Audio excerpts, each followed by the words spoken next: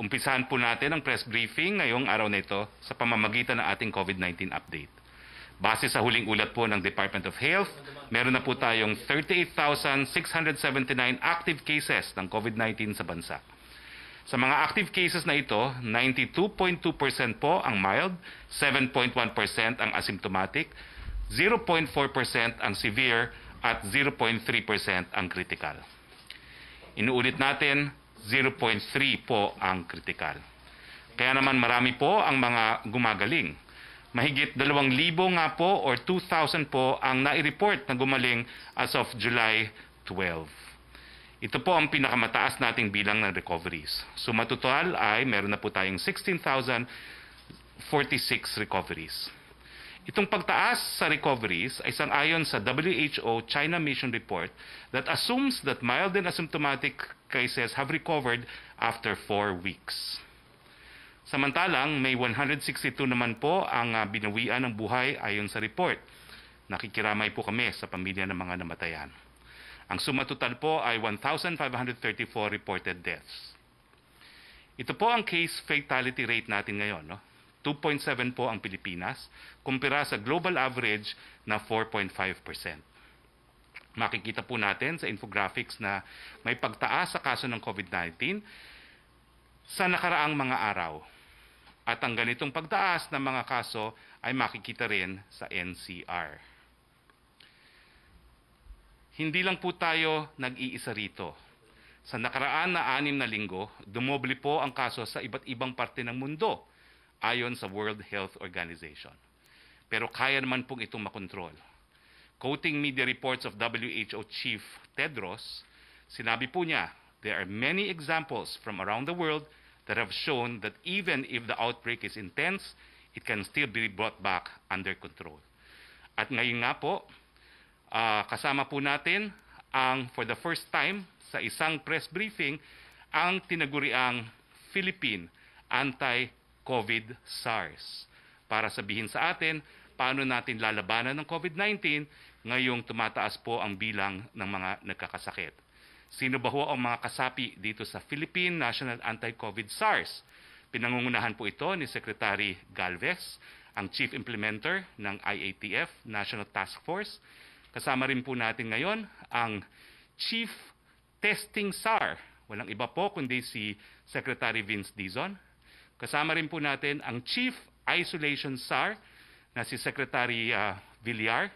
At kasama rin po natin si Chief Tracing SAR. For the first time po na ganyan ang kanyang titulo, Mayor Magalong of Baguio. At si Chief Treatment SAR, wala pong iba kundi si Yusek Bong Vega. Now, ito po ang NCR hospital occupancy sa nakaraan na araw. Makikita ninyo po na meron pong pagtaas. Pumunta naman po tayo sa konting good news. Ang We Heal as One Center Philippine Arena ay nagpauwi ng mga 200 mga pasyente na gumaling na po kahapon. Nagkaroon po ng send-off ceremony at ito po ang pinakamalaking single-day tally na gumaling sa inilabas ng We Heal as One Center. Update naman po sa backriding, balitang IATF. Tignan po natin ang infographics na inaprubahan ng NTF na mga disenyo para sa backriding effective immediately. Dalawa po yan. Makikita nyo po ngayon sa infographics natin. Yung una, yung backpack style, at yung pangalawa po, yung shield style na dinisenyo ni Governor Arthur Yap ng Bohol. Sa issue ng backriding, inuulit namin po na it is strictly for husbands and wives, common law couple, and live-in partners. Sa mga kasal, magdala po kayo ng prueba na inyong pagkakasal. Sa mga live-in or common law relationships, magdala po kayo ng identification card na magpapakita na pareho po ang inyong address. Sa ibang mga bagay, magandang balita pa rin po, nagkaroon ng groundbreaking kahapon ang Segment 2 and Segment 3A Cavitex na magkakat ng travel time mula Cavite hanggang Makati ng 30 minutos. Buhay na buhay po ang build, build, build. Isa pa pong magandang balita sa mga Pag-ibig members, may bagong promo rates on home loans. May special low rates ang pag-ibig na 4.985% per annum sa ilalim ng isang taon repricing period at 5.375% per annum sa ilalim ng 3-year repricing period. Ito po ang pinakamababang rate sa ilalim ng Regular Housing Loan Program at available po ito sa mga pag-ibig members hanggang katapusan ng taon. Well, dito po nagtatapos yung ating presentation, pero kanina po sabi natin, habang tumataas, habang tumitindi ang pagsubok ng COVID-19, pinakikilala naman po natin ang Philippine Anti-COVID SARS. Ang tanong, mga kalihim, Dr. Bong, paano po natin haharapin ang tumitinding pagsubok ng COVID-19? Let's begin with the Chief Implementer of the National Task Force on COVID-19, Secretary Galvez. Magandang tanghali po. Sa ngalan po ng lahat na bumubuo ng National Task Force against COVID-19 na pinamumunuan ng aming chairman na si Defense Secretary Delpin N. Lorenzana at ang ating Vice Chairman Eduardo Año, isang magandang tanghali po sa ating lahat. I will discuss briefly the National Action Against COVID-19, Phase 2. The implementation will cover the months of June to September. Our battle cry under the NAP2 is saving lives and mitigating impact as one towards economic and social recovery.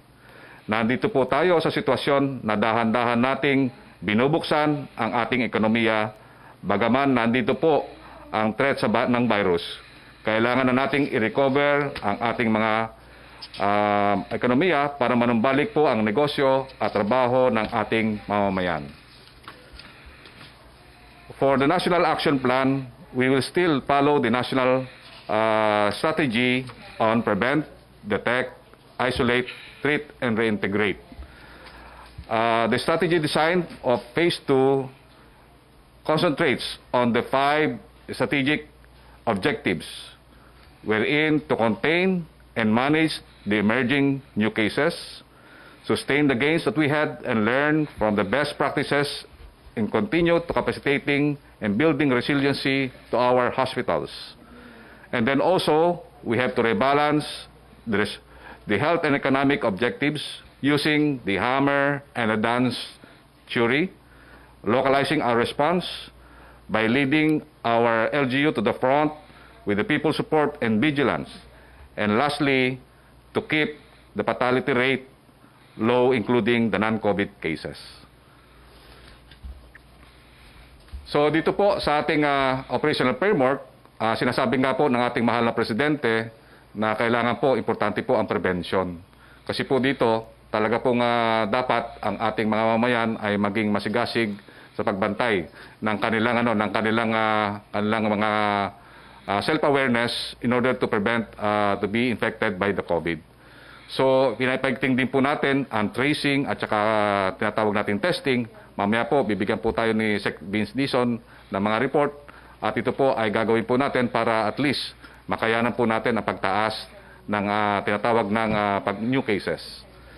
At to effectively manage COVID, more of the responsibility shifts to the LGU, to the private company, and to the individual citizen. Meaning, ang paglutas po ng COVID ay bibigyan po natin ng halaga ang preparasyon ng ating mga LGUs, ang ating mga private sectors, at saka mga individual citizen.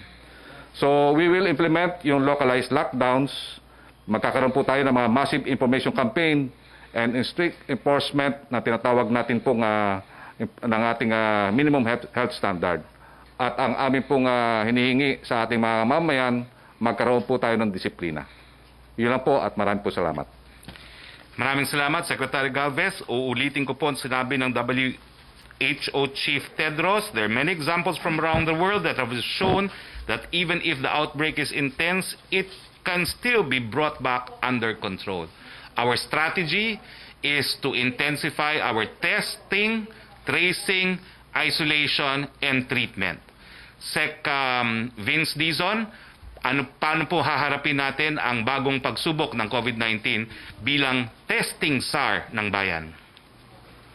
Magandang hapon po mga kababayan. Maraming salamat, Spox Harry. May clean report lang po ito. Unang-una, alam natin na noong Pebrero, iisa lang po ang ating laboratorio. Mag-team pong nagtrabaho ang ating mga kawani ng Department of Health at ng iba't ibang ahensya. At ngayon po, as of July 12, 85 na po ang ating laboratorio nationwide. 85 na. So, napakarami na po at napakalaki na po ng ating kapasidad na mag-test. At dahil dito po, makikita natin, dahil sa pagtaas ng ating mga laboratorio, ang ating testing simula nung buwan ng Mayo hanggang June ay halos aabot na tayo ng 1,000,000 test as of July 11. At siguro sa mga susunod na araw ay lalampas na tayo sa 1,000,000 test. Kung maalala nyo po, ito po ang target na sinet natin nung nakaraang buwan na by the end of July, 1,000,000 na po ang test natin at ngayon po ay wala pang kalahati ng buwan ng Hulyo ay nasa 1,000,000 na tayo. At papunta na po tayo sa nasabing target ng ating Chief Implementer na 10,000,000 test by next year. Kaya po kung titignan naman po natin ang ating daily test, yung dami ng taong tinetest natin o dami ng test natin araw-araw, simula po ng 500 test lang per day nung Marso, ay ngayon, nung July 9, umabot na po tayo ng 25,000 tests per day at malapit na po tayo sa ating goal na makapag-test ng 30,000 test kada araw ngayong July. So malapit na po tayo dyan at kampante po tayo na maaabot na natin yan. At dahil po dito, pati po ang test natin sa National Capital Region. Nung pong Abril ay 2,500 test lang po tayo sa NCR. Ngayon po ay nasa mahigit 16,000 na po tayo na test per day sa National Capital Region. Halos halos doble po nung testing natin per day nung nakaraang buwan ng Hunyo. At ito po ay dahil sa tulong ng ating mga LGU at halimbawa po yung mga nakikita nating mga retrato sa screen.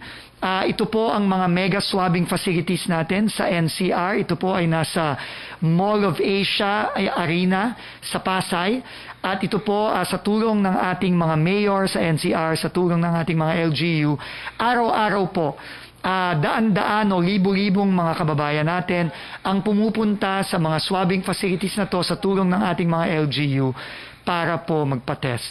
Kaya po tuloy-tuloy lang po tayo sa tulong ng ating mga LGU at ng ating private sector at kailangan po talagang paigtingin pa natin ang ating pagtitest dahil yun lang ang paraan para mahanap natin ang mga may sakit sa ating mga komunidad at ma-isolate na natin sila para hindi na sila makahawa at mapabagal natin ang spread ng COVID-19.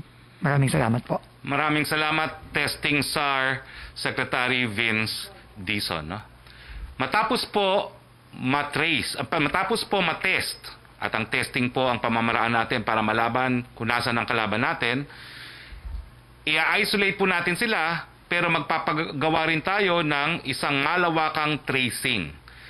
Sa kauna-unahang pagkakataon, mga kababayan, ito po ang ating tracing SAR, ang aming alkalde sa siyudad ng Baguio, walang iba po kundi si Mayor Benji Magalong. Mayor, paano po natin patutupad ang mas matindi at mas malawakang tracing bilang isang tracing SAR? Well, kung wala pa po si Mayor Magalong, tama naman po na matapos matest at nalaman na natin kung nasa ng kalaban, i-isolate po natin sila para hindi po sila makahawa. At kasama po natin by Skype ngayon, walang iba kundi ang ating isolation SAR, DPWH Secretary Villar. Sec Villar, paano po natin aadresin itong tumitinding problema sa COVID-19 bilang isolation SAR? Magandang tanghali po sa ating mga kababayan.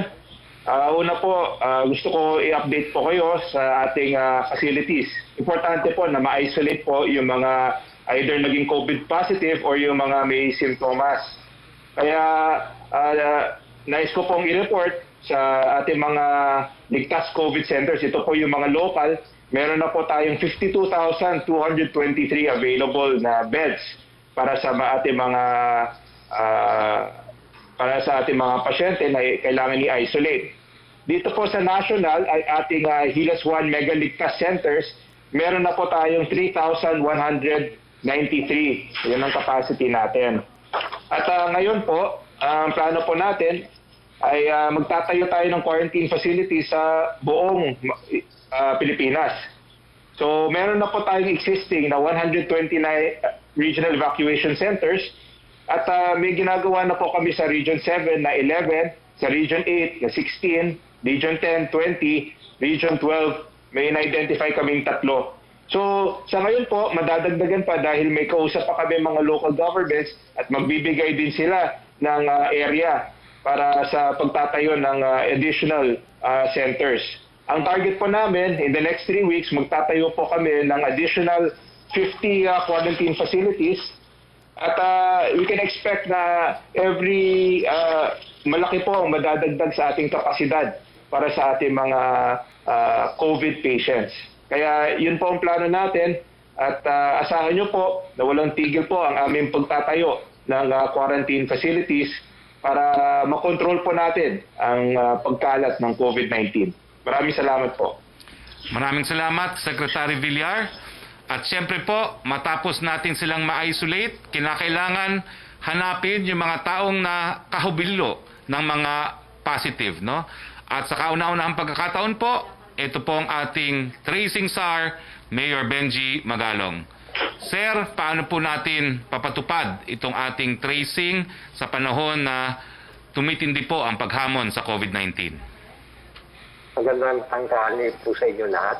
Unang-una, marami po nagtatanong paano maapektuhan daw yung trabaho ko bilang mayor ng siyudad ng Baguio. Sabi ko naman sa kanila, ang ating mga ekonomiya, interdependent. Kaya kailangan natin magtulungan. Pero tayong tinatawag, ang ating filosofiya is we work as one, we heal as one. Ang approach po na gagawin po natin ngayon ay skills training. 2 component yan, skills training at yung contact creating e-system na yung ating pong i-introduce sa ating mga local government units. Unang-una yung ating skills training, diyan po natin introduce yung tinatawag nating cognitive interviewing skills para talagang mas maayos po yung pagtatanong. At the same time, natutulungan po yung mga positive patients na i-recall yung mga insidente na nangyari 3 weeks ago, 2 weeks ago para mas madali po nilang matandaan kung sino po yung mga kanilang nakontak at saan po sila nagpupunta. And at the same time, dito naman po sa ating contact tracing e-system na isang technology, meron po 3 components yan. Ito po yung data collection tools na ito po yung ipapamahagi natin sa iba-ibang local government unit para isa na lang po yung ating pagkuha ng data at the same time ito po yung digitalized na o digitized na po ito.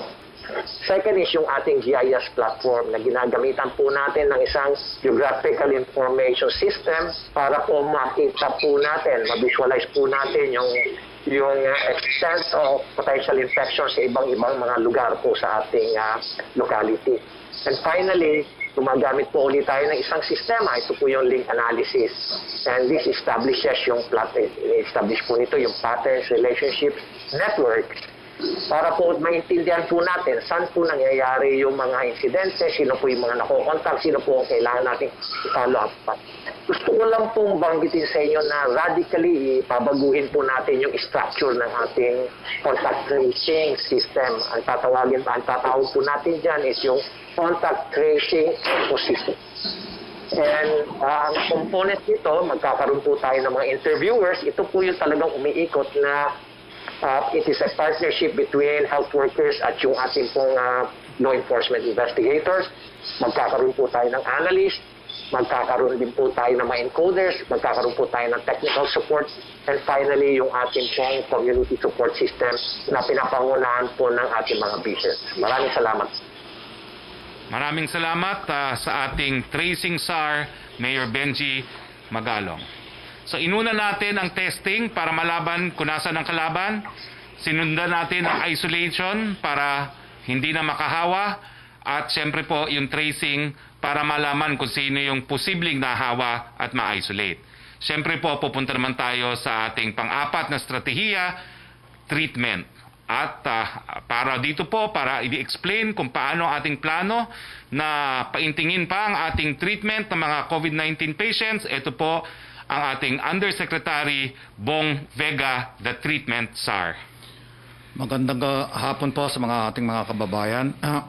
In behalf of the Department of Health ni Secretary Francisco Duque, I was given the task of monitoring and tracking the hospitals in the NCR at saka yung sa Cebu kasi ito yung mga epicenters ngayon ng pagdami ng mga critically severe and moderate patients na napapa-admit. Nakikita niyo sa first slide na tumataas ngayon ang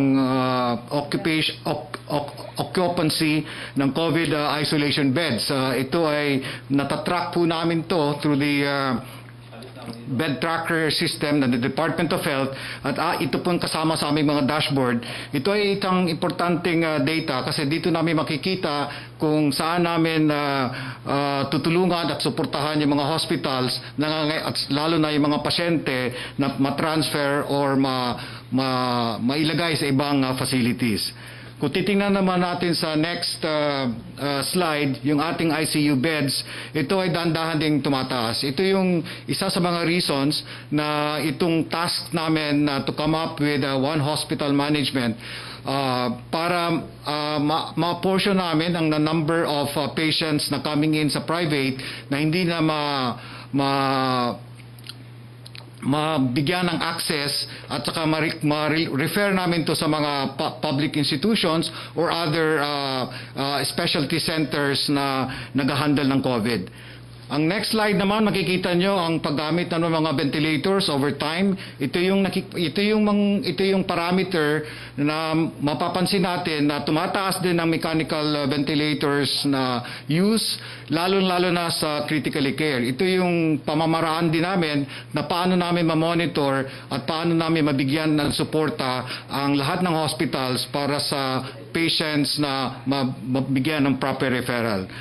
Itong one hospital po namin, one hospital command, ito ay sinet up para mabigyan tugon ang bed allocation guidelines ng Department of Health. Alam naman ninyo sa Department of Health by administrative order na 30% ng private hospitals with a minimum of 20 and then pag nagkaroon ng surge, 10% roll on sila para ma-accommodate ang number of COVID clients that they have. Tapos, isa pa, mag-establish kami ng data dashboard para makita namin ang visibility ng planning, ang capacity ng healthcare, capacity ng health facilities para matugunan kung saan ang may problema. And then, kailangan din ng triaging and discharging patients, magkakaroon ng standard protocols para mas mapabilis ang turnover ng patients na na-admit at saka na-discharge. And then, ang importante dito kung makausap din natin ang ating finance mechanism, lalo-lalo na sa PhilHealth, lalo na sa mga hospitals na nag-partner na mga temporary treatment facilities na yung care nila would be end-to-end. And pag sila nag-admit, sila nag-discharge, that will be covered by PhilHealth.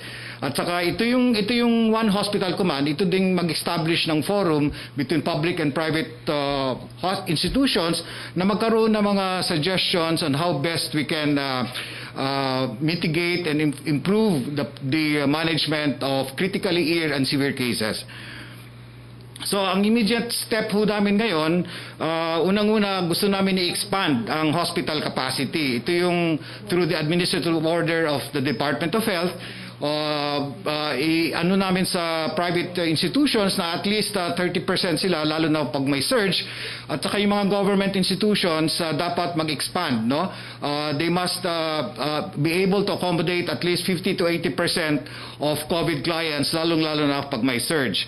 And of course, ang pinaka-importante dito, yung we will be able to provide additional healthcare personnel through the Department of Health, HR, yung ginatawag nating Health Resource for Health Augmentation. Ginawa namin dito sa Cebu, nakikita nyo na yung pag-search sa Cebu, ang Department of Health ay nagbigay ng mga human resource to private hospitals para makakoop up with the volume of cases that they have. And lastly, of course, we will also show na if pag may better partnership between the temporary treatment facilities at saka yung hospitals, the patients will have the confidence na pwede silang mag-step down sila sa temporary facilities as long as merong doktor sila na nakikita. So yung partnership, critical din to, yung partnership between the hospital and the treatment facilities must be well coordinated. Next. At ito naman ang mga photos para mapakita din kung how nag-expand ang aming mga treatment facilities dito sa NCR, at I think this is across the nation. Next. Ang pinaka-importante dito sa atin, especially pag nag-open na yung economy, tayo lahat ang mga frontliners. So meron dapat tayong minimum health standards, no? So we will have to, these are, ginasabi nga nila, non-pharmaceutical interventions that we, kailangan talaga you have to wear mask, wash your hands, and keep your distance. Ito yung very effective way of lessening the transmission of the virus. And lastly, of course, ito yung pag-aalagaan natin, yung mga vulnerables, yung mga buntis, yung may mga sakit na mga chronic diseases, sa kidney, sa heart. Kailangan, kung wala naman silang dapat hindi naman sila kailangan maglabas, wag na. If those na hindi na kailangan essential trips must be avoided. So we have to protect them. Kasi with this kind of virus, which is kind of very infectious, we need to make sure that we need to have the minimum health standard and protect always the vulnerables. Maraming salamat. Mga kababayan, narinig niyo po ang mga tao na inatasan na ating presidente para labanan talaga itong kalaban nating COVID-19. Ang ating strategiya sa matinding pagsubok ng COVID-19, mas malawakang targeted testing, mas maraming isolation centers, mas matinding tracing, at mas matinding treatment para sa mga nagkakasakit. Lahat po yan sa ilalim ng NTF, sa ilalim ng ating Chief Implementer, Secretary Galvez. Now, alam kong maraming magtatanong sa atin, pero siguro po dahil inaasahan natin maraming tanong dito sa ating 5 resource person, sasagutin ko na po ang issue ng ABS-CBN dahil ito po yung kauna-unahang press briefing matapos po magkaroon ng desisyon ang House Committee on Franchises sa ABS-CBN. Sa mulat-mula po, sinasabi ng ating presidente, neutral po siya sa issue ng ABS-CBN. Dati po, meron siyang hinanakit, nagpatawad na po ang presidente, at nagdesisyon na po ang Committee on Legislative Franchises ng mababang kapulungan.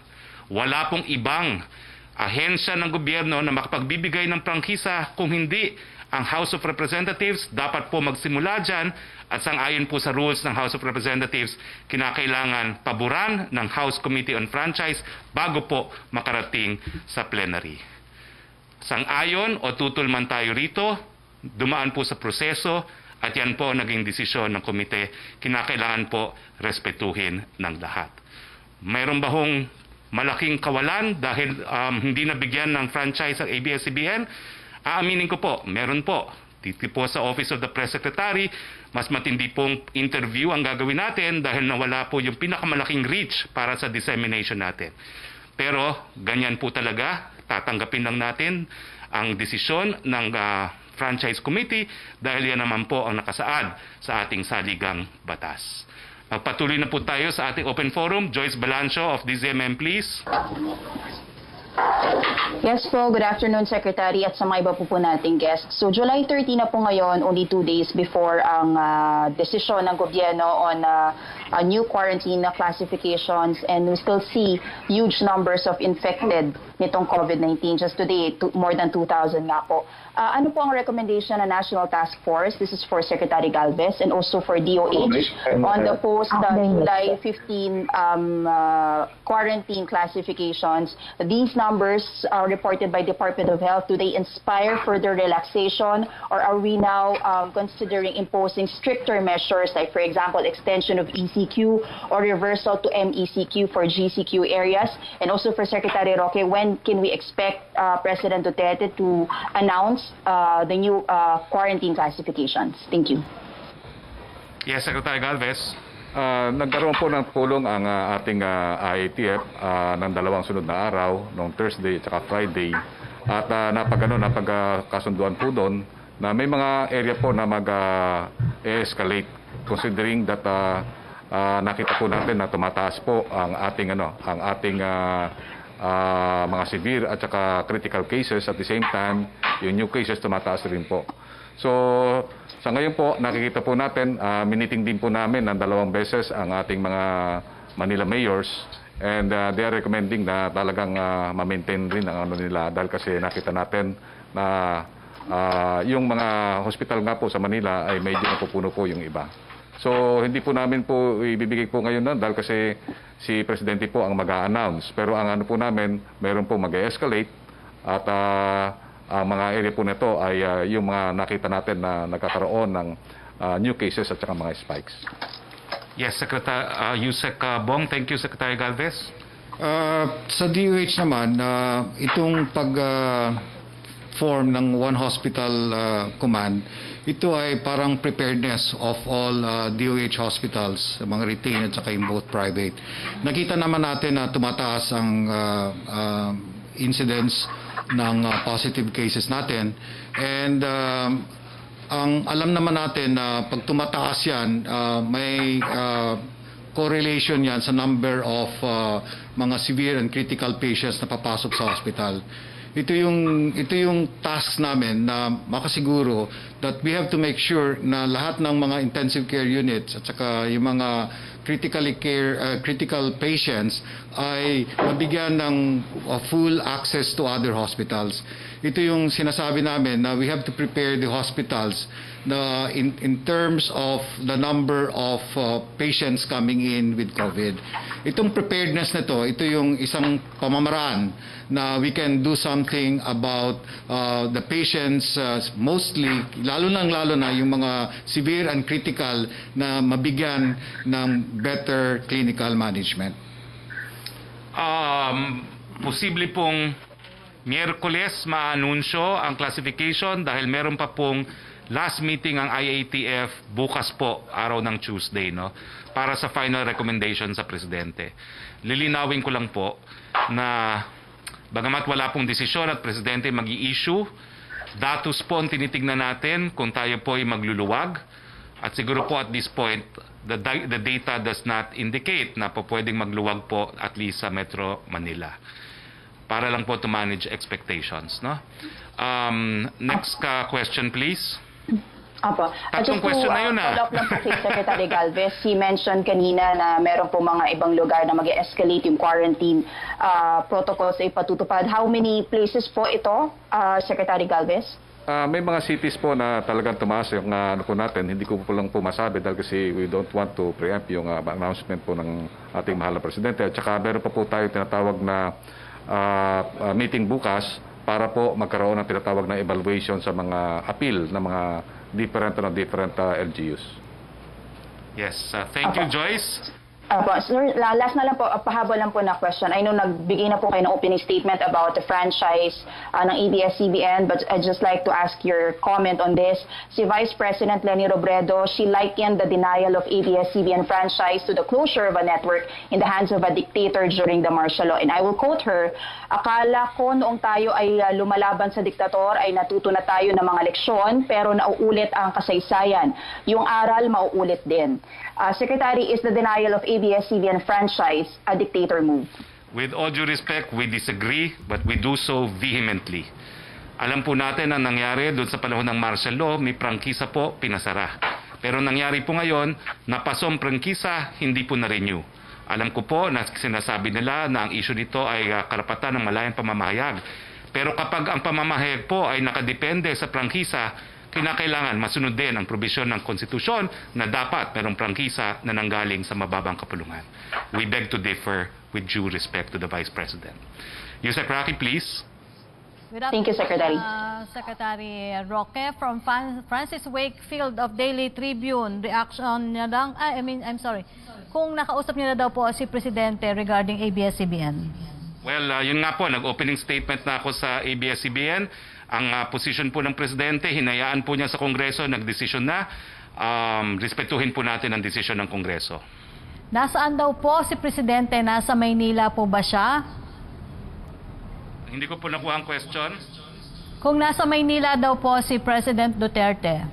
Parating po mamaya ang Presidente galing sa Mindanao. Sa last meeting daw po ng IATF, do they think ready na po ba ang Metro Manila mag-MGCQ? That was not part of any recommendation made. That's all I can say until i-announce po ng Presidente. Yes, Pia Gutierrez, ABS-CBN. Hi, sir. Good afternoon. Sir, I'm sure that the President is aware of the decision of Congress. So ano po yung reaction ni Pangulong Duterte dun sa denial ng franchise po ng ABS-CBN? Rinirespeto po niya ang poder ng Kongreso dahil tanging mababang kapulungan lang po pwede magsimula ng proseso para maaprubahan ang bagong prangkisa ng ABS-CBN. Respeto po dahil sa separation of powers amongst co-equal branches of government. Sir, you said that President Duterte is for workers and the President has repeatedly claimed that he wants a comfortable life for all. So what can prod President Duterte to abandon his so-called neutrality and support the plight of thousands of workers of the network who are facing uncertainties because of this decision? Well, gaya ng sinabi ko po, decision po yan ng Kongreso.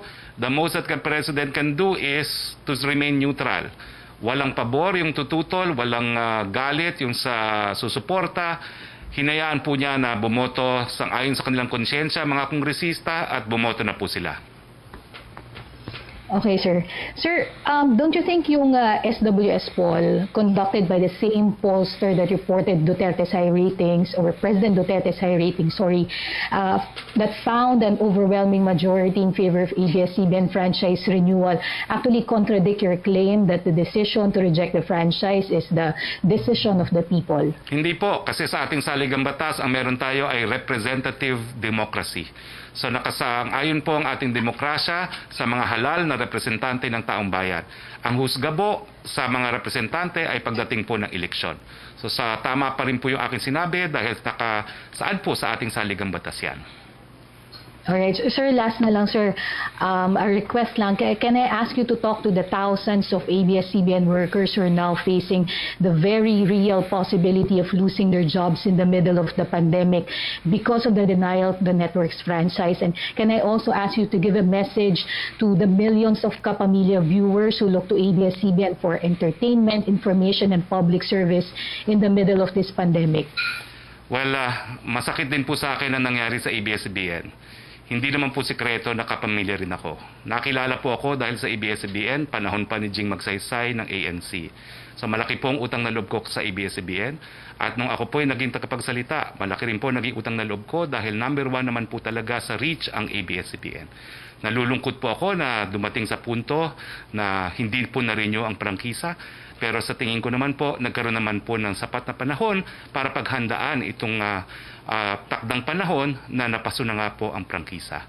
Huwag po kayo mag-alala, kasama po ng lahat ng mga Pilipino na alam nating humaharap sa pagsubok, nandyan po ang ating Presidente, gagasusin po niya ang huling sentimo ng ating kabanang-bayan para sa inyong kapakanan. Thank you very much, Pia. Yusek Roque, please. Secretary from Chris Jose of Remate, ang tanong po niya kaya lang tungkol pa rin sa ABS-CBN, yung reaction niya lang po sa sinabi daw ni Senator Laila de Lima na tinukhang at pinatay ang prangkisa ng ABS-CBN Corporation ng walang kalaban-laban, walang katarungan at walang konsensya. Ayon po sa saligang batas ang desisyon, tingin ko po mali ang ganyang obserbasyon. Hindi ba daw po nangihinayang ang Malacañang sa maaaring maitulong ng ABS-CBN sa DepEd sa nalalapit na pasukan? Sa ilalim po kasi ng blended learning, gagamit ang DepEd ng online printing, modules, radyo at telebisyon na paraan para sa pagtuturo sa mga bata. Well, miski po tayo manghinayang, tapos na po ang boxing, no? At dumaan na po sa proseso, sang-ayon sa saligang batas, wala na po tayo magagawa. Well, let's move on. Thank you, Yusek. Maricel Halili of TV5, please. Hi sir, magandang hapon po. Sir, how does the government plan to address the possible unemployment of ABS-CBN workers considering that we're still in a crisis, we're facing the pandemic, and even the Labor Department admitted that we have limited budget and funds. So how do we plan to address this kung dadagdagan pa natin yung unemployment, sir? Sigurado po ako na lahat po ng mawawalan ng trabaho sa ABS-CBN ay po pwede rin kumuha ng mga benepisyo na binibigay natin sa lahat po ng nawawalan ng trabaho. Meron po tayong tupad at meron pa po tayong isang programa ng DOLE at makakapag-utang rin po sila sa pag-ibig, makakapag-utang rin sila sa land bank para dun sa kanilang edukasyon ng kanilang mga kaanak at meron din po tayong pautang galing sa DTI at sa Department of Agriculture kung gusto po nila magsimula ng negosyo. In other words, yung binibigay po natin mga benepisyo at pagkakataon sa lahat ng nawalan ng trabaho dahil sa COVID-19, ibibigay rin po sa mga nawalan ng trabaho sa ABS-CBN. Sir, even though Malacañang has repeatedly said that the President has been neutral in this issue, Senator Panfilo Lacson described this move as a Machiavellian style of leadership. Sabi po niya, accept it or not, the President's body language was obvious enough for the House leadership and allies not to read and interpret the way they voted. What can you say about this, sir? Ako po, I go beyond the body language of the President. Sinabi po ng Presidente, pinatawad ko na ang ABS-CBN. Despite that po, ganito pa rin ang boto ng Kamara, respetuhin na lang po natin yan. Sir, last question na lang po. Don't you find it so ironic, sir, that some of the government officials focused on the non-renewal of ABS-CBN franchise and yet the problems in government stations remain to be fixed? For example, in IBC 13, some of their employees have yet to receive compensation that they rightfully deserve. Hindi ko po makita kung ano yung relasyon ng IBSC 13 sa Channel 2 sa totoo lang po. No? That's an expiration of franchise and let's leave it at that. Thank you. Maricel, back to you sa Roque, please. Secretary from Rose Novenario of Hataw, sa pag-usad ng Jeepney Modernization Program, ano ang may tutulong ng gobyerno sa mga jeepney operators? Ano po ang papel ng Jordan Transport Cooperative at ng isang Mark Garvina sa programa ng LTFRB? Tanong po mula kay Rose Novenario ng Hataw. Rose, meron pong programa ang ating LTFRB na nagbibigay po ng 160,000 na subsidy para dun sa mga sasapi sa Jeepney Modernization Program. Yung tanong mo dyan sa kooperatiba, naku, iiwan ko na po yan sa LTFRB para namang hindi para sa Presidente magkomento dyan. So we'll ask the LTFRB about it po and ask them to reply to you directly. Thank you, Yusek. Joseph Morong, please. Sir, good afternoon. Sir, you mentioned kanina na the data does not indicate that we can relax yung sa Metro Manila. What data are you referring to? Case doubling rate and critical care capacity. All right. Sir, question for you and maybe also for Secretary Galvez. Sir, good afternoon. Go ahead, please. Sir, yeah, are we relying on local governments to impose localized lockdowns after July 15 at ibig sabihin ganyan na lang at hindi na tayo magka-tighten ng MECQ? I think the chief implementer should respond. Yes, Secretary Galvez. Yes, sir. Ang nakikita natin ngayon sa phase 2 kasi nagkakaroon tayo ng rebalancing ng economy at saka ng health. At nakita na natin na sinabi nga ni Secretary Dominguez na the economy is now in the tipping point. Meaning napakahirap na po ang sitwasyon. Pagka once na hindi po natin na-recover ngayon, mahihirapan natin magkaroon po tayo tatawag na mas malaking crisis.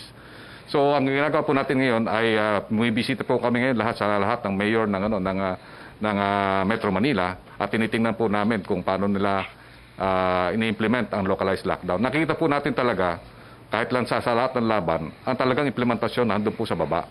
So kung nakaangkla po yung ating implementasyon sa baba at saka ina-empower po natin ang mga leader po natin, mas maganda po yung implementasyon kasi mas mabilis po ang response. So nakita po natin na yung ginagawa po sa Manila, ginagawa sa Makati at saka ginagawa sa Taguig in order to preserve yung economic gauge. Ang nila-lockdown lang po nila yung mga concern na mga establishment. I will give an example sa Taguig. Kung ni-lockdown ni Mayor Lino ang buong BGC, we will have a loss of 17 billion. Nung makita niya na ang kanyang yung kanyang tinutukoy na mga new cases sa isang construction building lang, ang ginawa niya, nilockdown niya lang yung isang construction site. More than 300 ang new cases. So, sa gano'n na pamamaraan, nakikita natin magagaling ang ating mga mayor, especially dito sa Metro Manila, na ginagamit nila ang lahat ng kanilang kaalaman at ang kanilang mga impluensya sa kanilang mga tao para at least ma-prevent natin ang spread at ma-contain po natin. Sa mga ganong pamamaraan, hindi po natin nagiging malawakan yung ECQ. Kasi pagka nakita natin, pagka ginawa natin ng ECQ, buong NCR, buong sang syudad, babagsak po ang ekonomiya.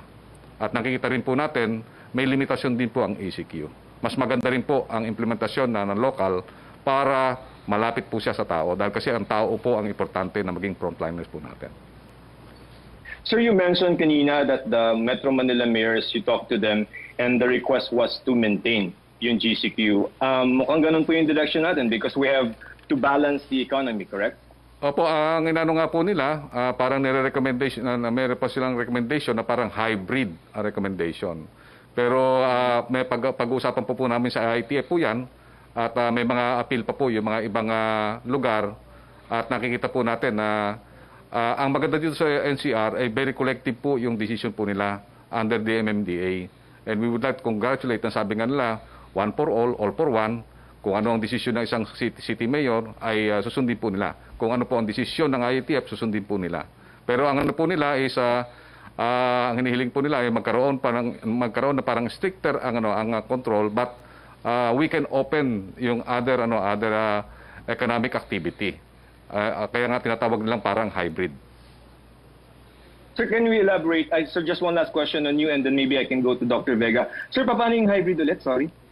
Ang inano po natin, parang isang quarantine control ay i-maintain po natin yung restriction sa social control, but we will open up some economic activity provided that the economic sector will be responsible for their workers.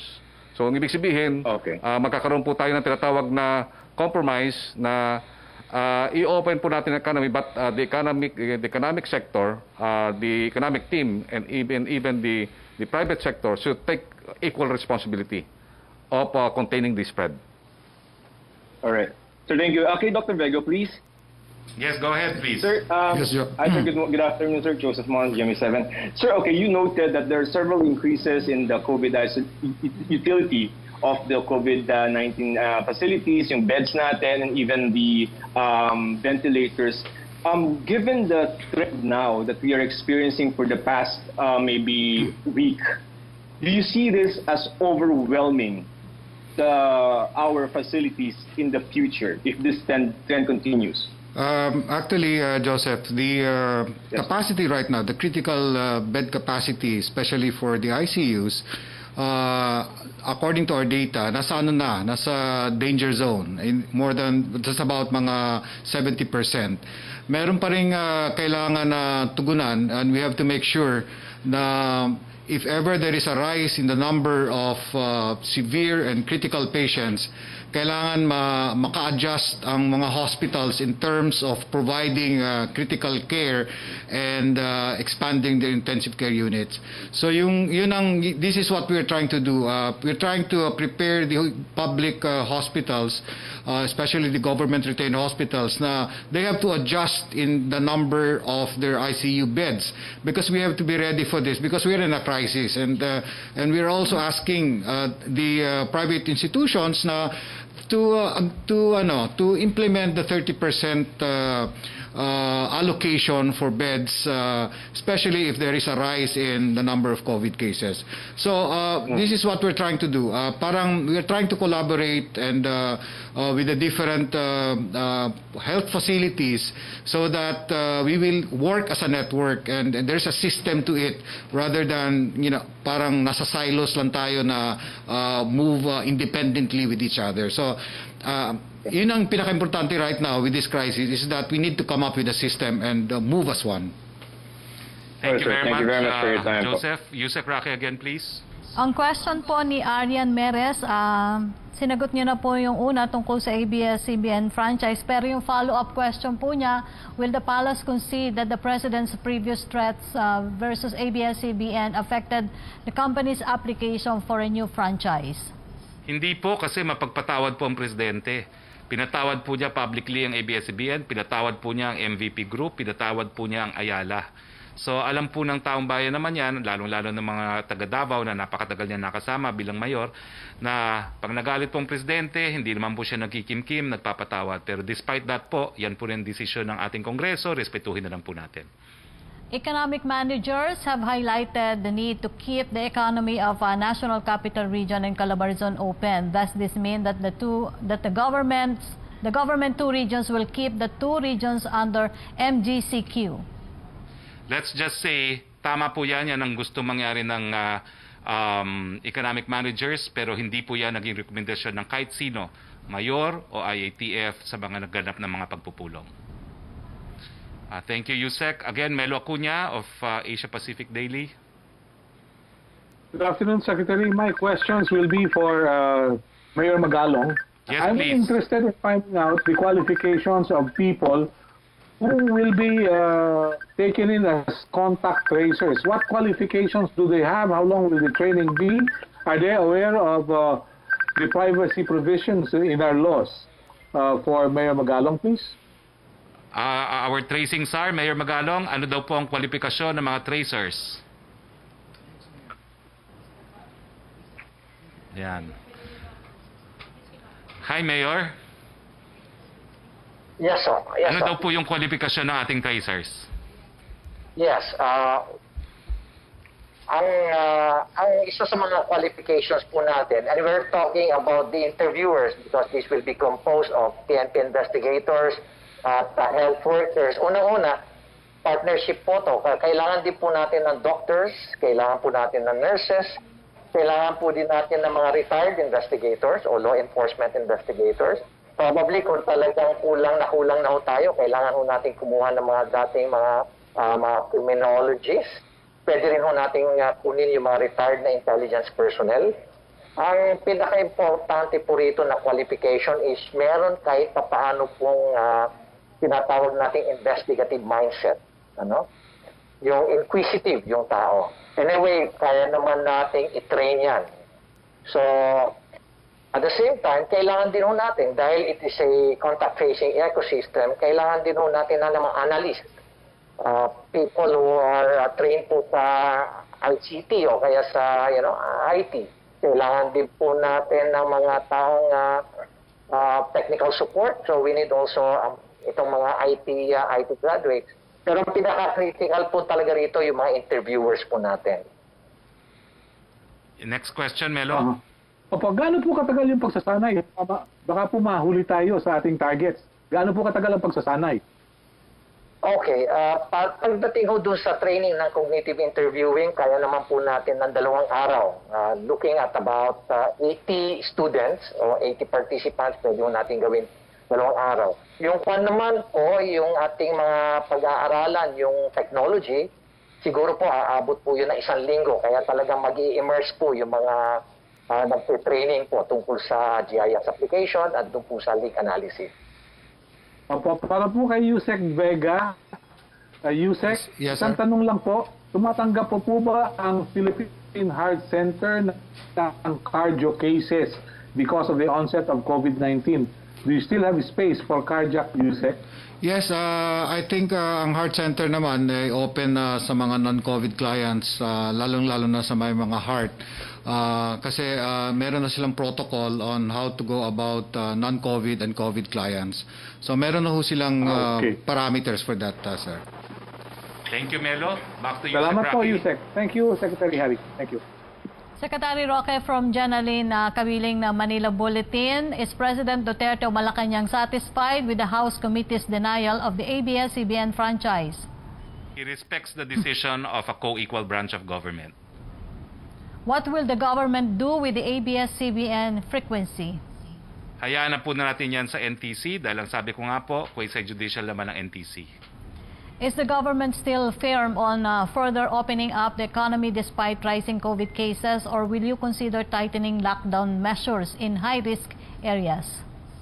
We want to open the economy, but we want to protect also the health of the people. Kaya nga po, we are being very careful dun sa desisyon na gagawin pagdating po ng 16. Thank you, Trish Terada. Thank you, Yusek. Hi, good Trish. afternoon, Secretary. So my first question would be about the ABS-CBN franchise, and I can go to our anti-czar officials.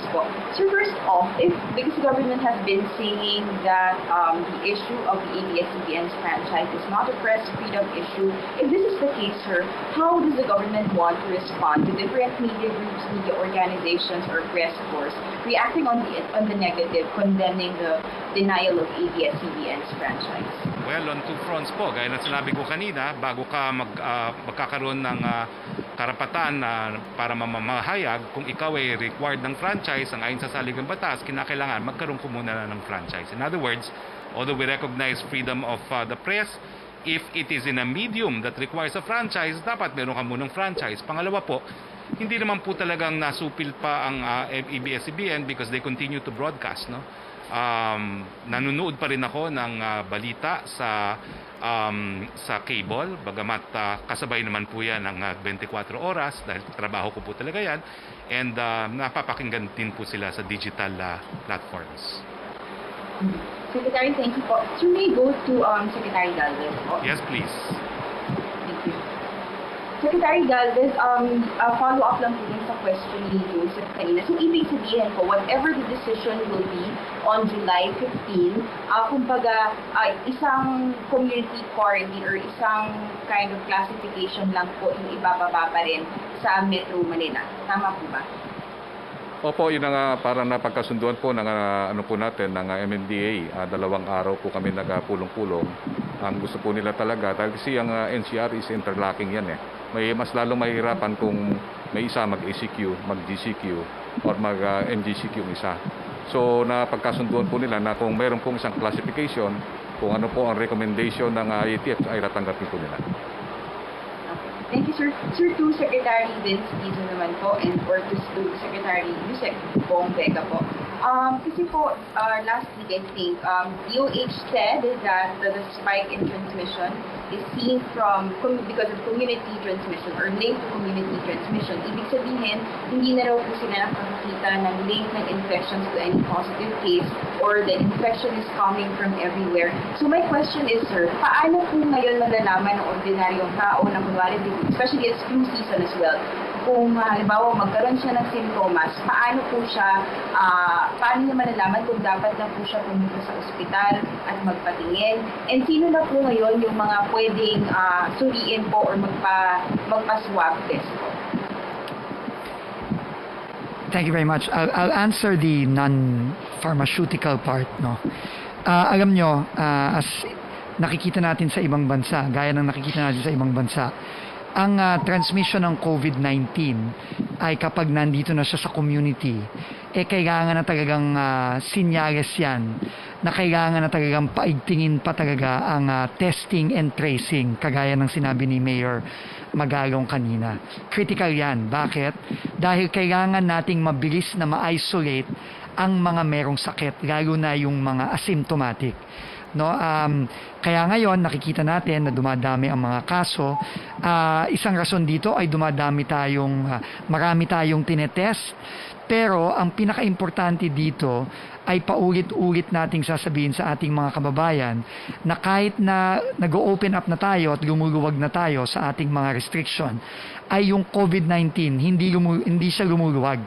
No, nandiyan pa rin siya kasi nga tindi tulad nung mga nakaraang buwan, at kung hindi natin poprotektahan ang sarili natin, kung hindi natin isusuot ang ating maskara, kung hindi natin huhugasan ang ating kamay at hindi tayo mag-exercise ng distancing, malaki ang posibilidad na mahahawa tayo. Kaya kailangan tayong mag-test, kailangan tayong mag-trace, kailangan tayong mag-isolate, pero kailangan nating paulit-ulit na i-remind ng ating mga kababayan na protektahan natin ang sarili natin. Yes, next question please. Yusek Vega, Yusek Vega. Okay, doon naman sa mga pasyente may simptomas like fever, no? Influenza-like sickness kung tawagin nga yan, dapat magpakita sa doktor at kailangan talaga matest. Kasi ngayon, with the high transmission rate dito ng coronavirus, kailangan matest. At alam naman natin na marami na tayong testing areas dito sa Metro Manila. Kung symptomatic talaga siya and nagpa-test, kailangan siya ma-suspect and probable ang kanyang classification. Now, kung may symptoms siya, pwede siyang ilagay sa isang holding area para maprotektahan naman ang kanyang family or saka yung kanyang community. Pag lumabas yung test ng negative, doon lang siya maka-discharge from the facility. However, kung nag-positive siya, nasa holding area siya, dapat ilagay siya sa temporary treatment facility for mild positive COVID. So ibang facility na naman 'yon kung saan siya ita-transfer. Pero kung severe and critical kagad, kailangan suspect ka or probable, diretso ka na sa hospital, doon ka i-test whether positive ka for COVID or not. Sir, sorry, important follow-up lang po on that. No? So, ibig sabihin po, kung makaramdam ka na ng symptoms, regardless kung alam mong may interaction ka with a positive case or wala, best decision to do now is to really have yourself checked. Yes. And you can be checked now in any hospital facility. Yes. Lalong-lalo na pag yung tinatawag na influenza-like illness, no? Yung parang flu, fever, myalgia, yung muscle pains, kailangan magpa-check ka kasi ito yung mga simptomas din ng COVID. Okay, thank you very much, Trish. Kaya na Trish. po tayo i-accommodate sa testing facilities. Wala na po yung, kumbaga before kasi di ba po may mga classification lang po or categories kung sino po yung pwedeng i-test. Secretary Vince, yung bagong expanded na Testing. those who can be tested. Opo, no. Ngayon pong linggo ay lalabas na ang expanded testing guidelines galing sa ating Department of Health.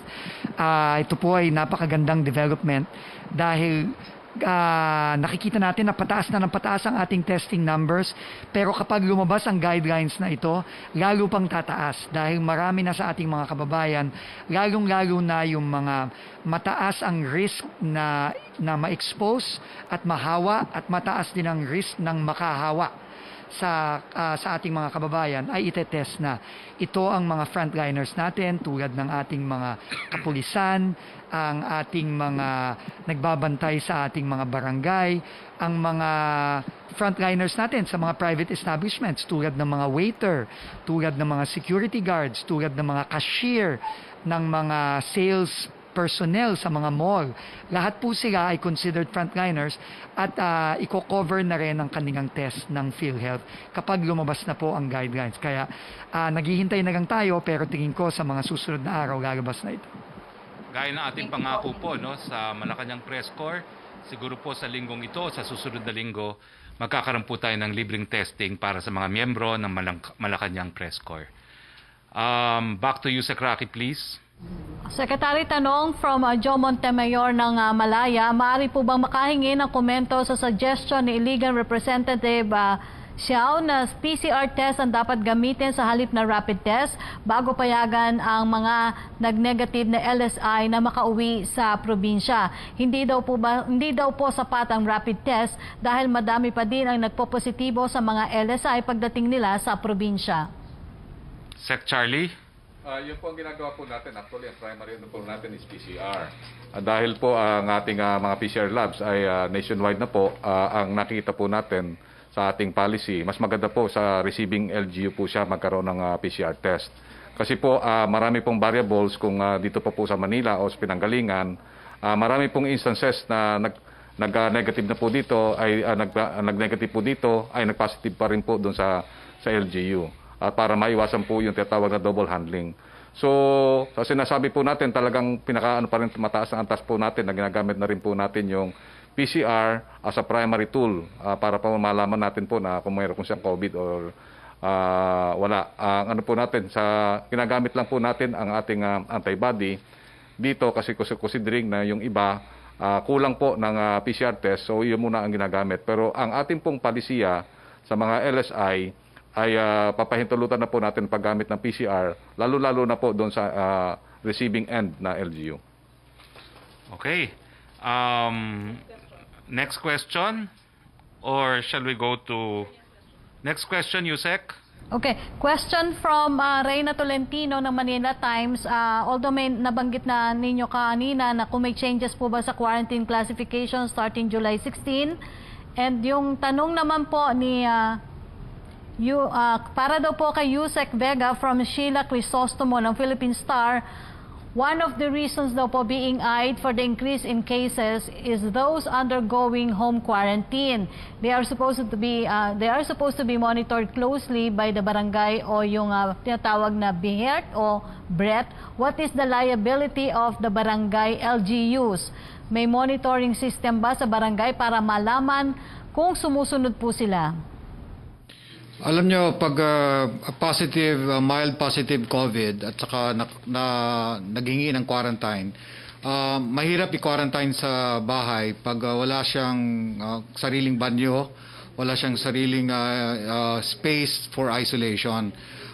Mas maigi kung mag-quarantine sila sa temporary treatment facilities kung walang structure na pwede siya ma-isolate. Ang mga LGUs naman, meron sila mga holding areas for quarantine, mga temporary treatment areas na ginagamit nila as holding areas for suspects and probable. Pag na-test ka tapos hindi wala ka pang results sa PCR mo, doon ka muna i-hold sa holding area ng temporary facility bago ka ma-discharge or bago ka mapaalis doon sa quarantine na yon. Iniiwasan namin na parang mag-quarantine ka sa bahay kasi ang hirap talaga ma-contaminate mo ang buong family and the whole community pag ginawa yon. Yes, ulitin ko lang po na hindi naman to bago, no? April pa po, nagkaroon na ng ganitong rekomendasyon ng DOH, pero in practice po, sinisiguro naman ng DOH na kung merong sariling banyo, pwede siya mag-isolate sa bahay, no? Kaya ng sinabi ni Undersecretary Bong Vega. Yes, next question please. Wala na? Si Mela kaya? Mela, are you there? Yes, sir. Yes, Secretary. Yes, go ahead, Apo. Mela. Opo. Yes, Secretary Roque. Just to reiterate, ano po ba yung policy natin against shaming sa ating frontliners? May isa po kasing viral post ngayon sa Lapu-Lapu City sa Cebu. Isang private house of doctors ang nilagyan ng tarpaulin allegedly by the LGU which says keep out lockdown area. Ano pong masasabi natin dito? Yan po illegal, no? Nasa batas po natin yan, no? Na hindi po dapat nagdi-discriminate against both frontliners and COVID patients. Paano po kaya yung magandang step natin gawin dito, Secretary? Ay pablatter niyo po sa pulis at magsampa ng complaint sa piskalya. Opo. And may question number 2 lang po, Secretary. Para naman po sa hatid tulong, may plano na po ba yung IATF o napag-usapan na po ba natin yung moratorium naman po sa Region 6, Region 8 at Caraga at iba pang probinsya? May extend po kaya yung moratorium or may update po ba tayo dito? Nagkaroon po ng moratorium dahil kulang po yung mga quarantine spaces ng mga rehiyon nito, no? Pero wala pa pong bagong desisyon ng IATF. Perhaps si Chief Implementer can also comment. Yung po na pag-isa po na this coming 25-26 po ang isang hatid na naman sa balik po sa probinsya. So ganun po ang ginagawa po natin na tinitingnan po natin na binibigyan po natin ng 15 days para at least mabakante po ang quarantine. Noong last na nagkaroon po tayo ng hatid probinsya is yung 4 and 5. Ngayon po may po kaming tinitingnan na magkaroon po tayo ng nationwide hatid probinsya this coming 25 and 26.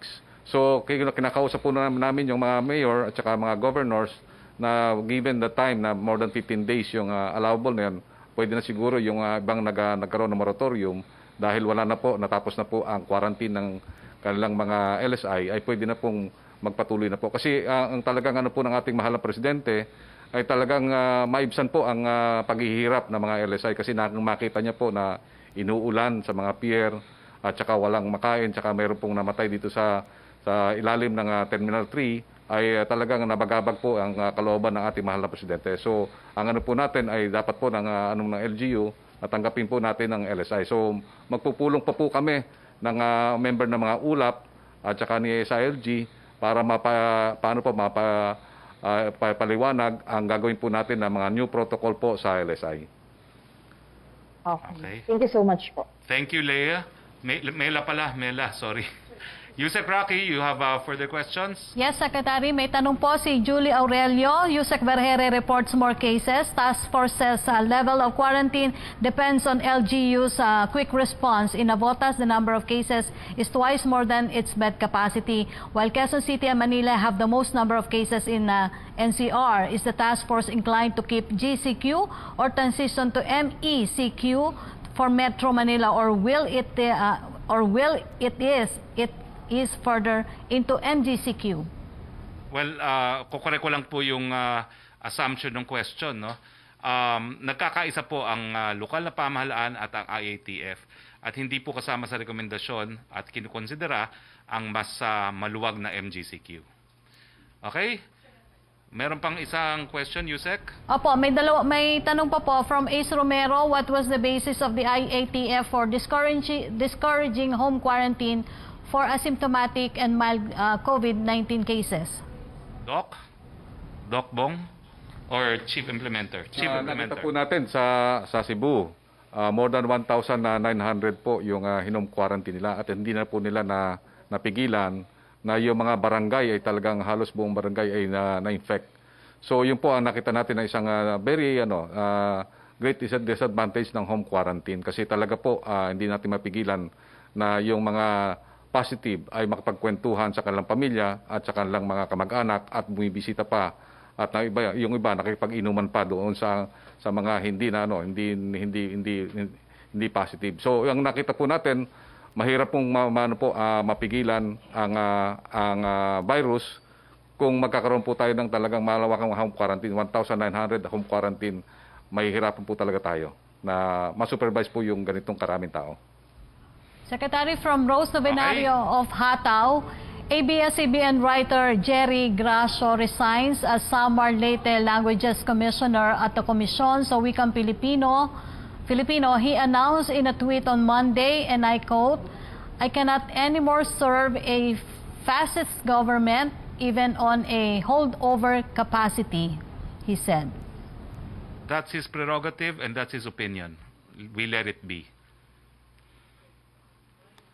Okay? So kung wala na pong mga tanong, mga kababayan, dumadami pa rin ang kaso ng COVID, dumadaming nahuhospital, pero hindi naman po nag-iisang Pilipinas sa ganitong problema, ang buong daigdig po, ito rin ang hinaharap. Pero habang tumitindi po ang pagsubok, mas matindi rin ang ating paghahanda. Ngayon pong araw, nakita nyo po sa isang pagpupulong ang lahat na pinagkatiwalaan ng Presidente para labanan ang itong COVID-19 na ito. Maraming salamat po sa Chief Implementer, Secretary Galvez, sa ating Testing SAR, Secretary Dizon, sa ating Isolation SAR, Secretary Villar, sa ating Tracing SAR, Mayor Magalong, at sa ating Treatment SAR, Dr. Bong Vega. Sa ngalan po ng ating Presidente, Rodrigo Roa Duterte, ito po ang inyong Spox Harry Roque nagsasabi, Pilipinas, we will heal as one. Keep safe.